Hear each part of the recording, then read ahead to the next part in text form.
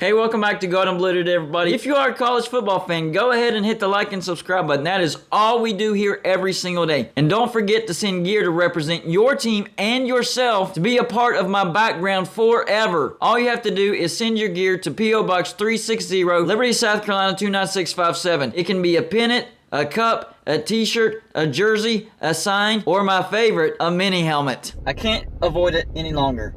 It's time to do a video on what might turn out to be one of the worst upset picks that I have ever picked in my entire life. If you watch Golden Blooded in the offseason, you know that I've been predicting South Carolina to upset Georgia in Columbia in week 3. And everything that's happened that I thought would happen has happened, except for one thing. South Carolina is a little bit worse than what I was anticipating, and Georgia's a little bit better than what I was anticipating.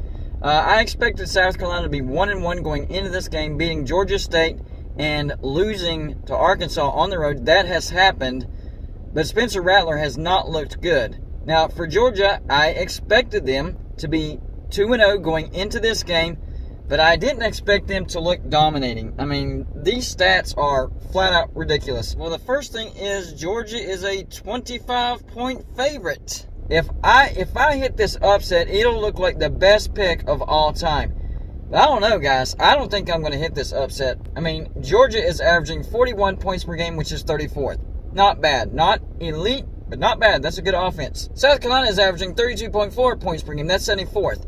Now, that's not horrific, but it's not great either. But the defense, this is where it really concerns me, guys.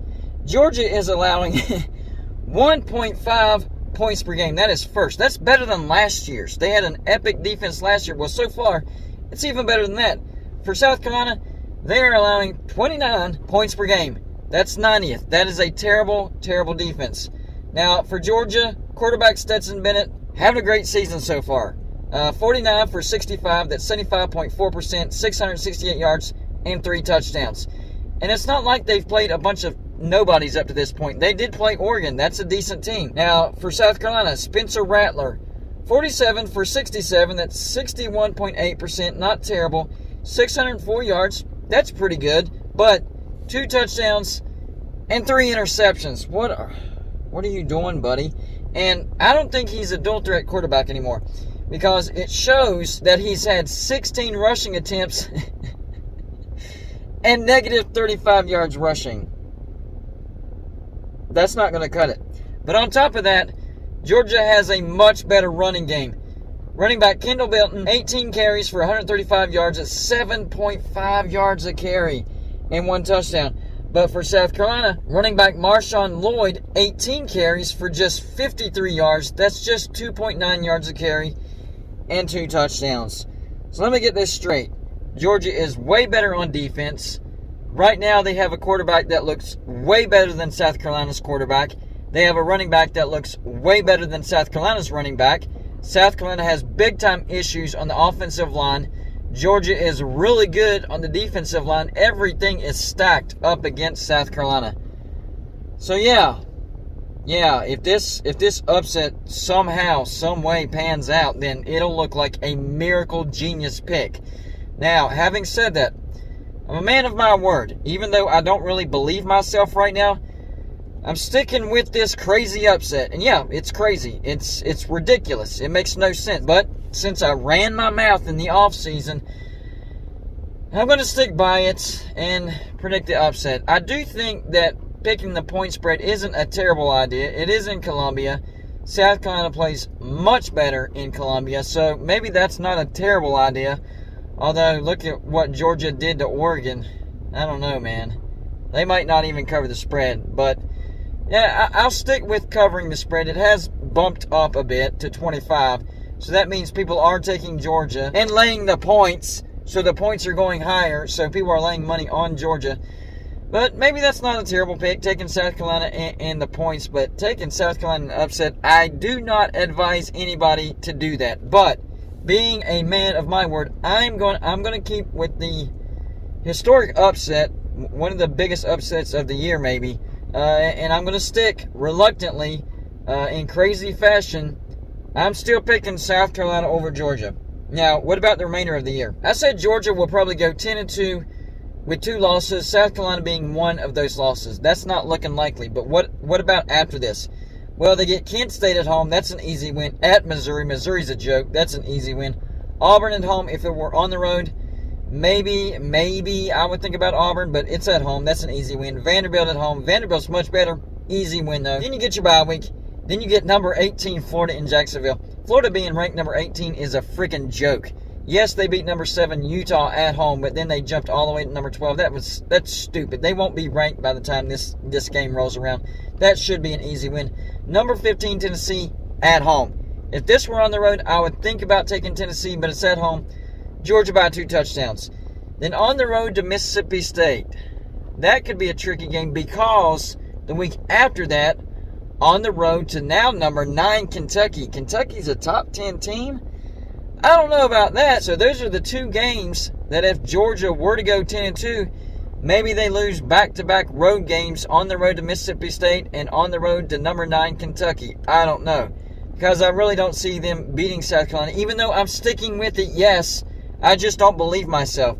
Then finally, after that, Georgia Tech. So it's those 2 road games that possibly could be the trip up. I do think they lose one of those, but I seriously doubt that they lose both of those. Now, what about South Carolina?